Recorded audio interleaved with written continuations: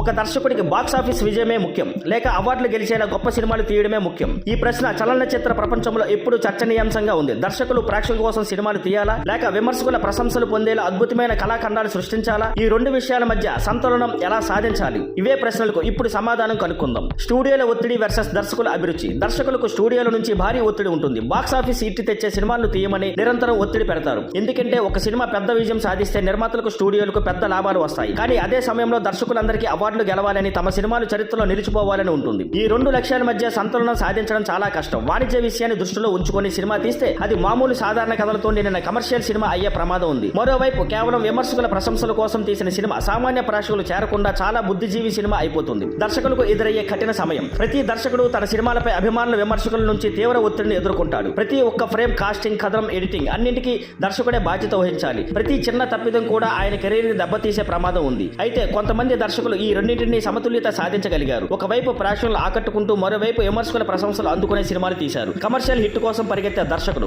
Michael బే, Roland ఎమ్మెరిచ్ వంటి దర్శకులు కేవలం బాక్స్ ఆఫీస్ సక్సెస్ కే ప్రాధాన్యం ఇస్తారు. వీరి సినిమాలు దృశ్యపరంగా గొప్పగా ఉంటాయి, భారీ యాక్షన్ గ్రాఫిక్స్ ఉంటాయి, కానీ వీటిలో బలమైన కథా వస్తువు లేకపోవచ్చు. ఇతర దర్శకులు టెరెన్స్ మాలిక్, డారెన్ అరోనోఫ్స్కీ వంటి వారు కళాత్మక విలువలు ఉన్న సినిమాలు తీస్తారు, కానీ అవి వాణిజ్యపరంగా పెద్ద విజయాలు సాధించలేవు. బాక్స్ ఆఫీస్ అవార్డులు రెండు సాధించిన దర్శకులు క్రిస్టోఫర్ నోలన్, స్టీవెన్ స్పిల్బర్గ్ వంటి కొంతమంది దర్శకులు ఈ రెండింటికి సమతుల్యత సాధించారు. నోలన్ సినిమాలు తత్వశాస్త్ర బోధనతో కూడిన కథలు కలిగి ఉంటాయి, కానీ ప్రేక్షకులను కూడా విశేషంగా ఆకట్టుకుంటాయి. స్టీవెన్ స్పిల్బర్గ్ కూడా కమర్షియల్ గా గొప్ప హిట్లు ఇచ్చాడు, కానీ కొన్ని సినిమాలు విమర్శకుల ప్రశంసలు కూడా అందుకున్నాయి. మార్టిన్ స్కోర్సిజ్ వంటి దర్శకులు మాత్రం బాక్స్ ఆఫీస్ కంటే కళాత్మకకు ఎక్కువ ప్రాముఖ్యత ఇచ్చారు. ప్రత్యేకమైన దర్శకుల కథలు. స్టాన్లీ క్యూబ్రిక్ కమర్షియల్ గా పెద్ద విజయాలు సాధించకపోయినా సినిమా పరిశ్రమపై ఎనలేని ప్రభావం చూపించాడు. క్రిస్టోఫర్ నోలన్ కమర్షియల్ గా పెద్ద విజయాలు సాధించడమే కాదు, విమర్శకుల ప్రశంసలు కూడా అందుకుంటాడు. క్వెంటిన్ టారంటినో తనదైన శైలిలో సినిమాని తీసి ప్రేక్షకుల విమర్శకులను మెప్పించాడు. ఫైనల్ గమనిక, దర్శకుడు ఏ దిశలో వెళ్లాలనుకుంటున్నాడో తానే నిర్ణయించుకోవాలి. బాక్స్ ఆఫీస్ విజయమా లేక అవార్డుల కోసమా? కొంతమంది కమర్షియల్ హిట్స్ కే మొగ్గు చూపుతారు, మరికొంతమంది కళాత్మకతకు ఎక్కువ ప్రాధాన్యత ఇస్తారు. కానీ ఎవరైతే ఈ రెండింటిని సమతుల్యం చేసుకుంటారో వారు సినిమా రంగంలో చిరస్మరణీయంగా నిలుస్తారు. మీ అభిప్రాయాలను కామెంట్స్ లో తెలియజేయండి. దర్శకుడికి నిజంగా ఏమి ముఖ్యమైనది, box office hit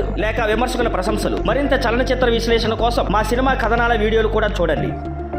thank you for watching. Please like, share and subscribe.